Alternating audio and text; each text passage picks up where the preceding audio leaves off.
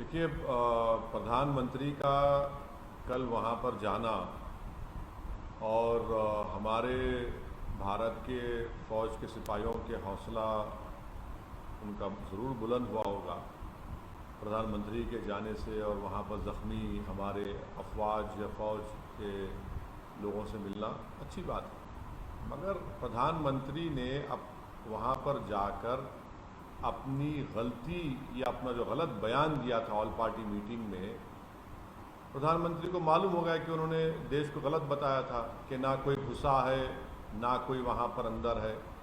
अगर ना कोई घुसा है, ना कोई घुसा हुआ है, ना किसी हमारे पोस्ट पर कब्जा हुआ है, तो फिर हमारे देश के प्रधानमंत्री को कल क्यों जाना पड़ा वहाँ पर?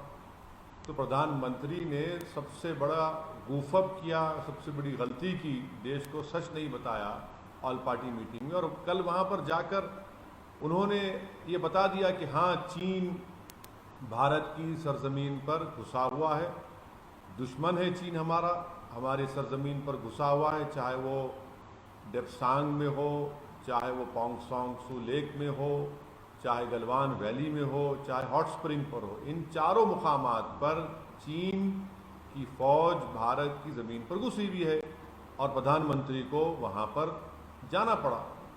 दूसरी बात यह है कि प्रधानमंत्री ने अपनी स्पीच में एक बात कही कि हम वो लोग हैं, उन्होंने कृष्ण का हवाला दिया।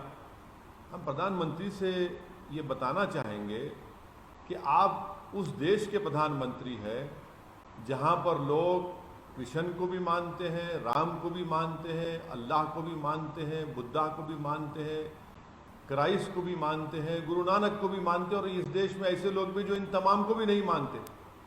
हमारी पहचान प्रधानमंत्री भूल गए कि संविधान से है।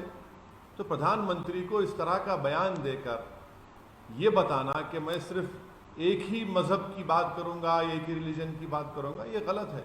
और ख़ास तौर से ऐसे मुकाम पर जाकर प्रधानमंत्री को कम से कम इस बात का लिहाज रखना चाहिए था, क्योंकि ये जो भारत की खूबसूरती है ये ना चीन में है, ना किसी दुनिया के किसी देश में है, और ये सब चीज़ सबको जलती है कि भारत में इस तरह की खूबसूरती है। तो मुझे प्रधानमंत्री के अपने भाषण के उस जुमले पर मुझे सख्त एतराज़ है।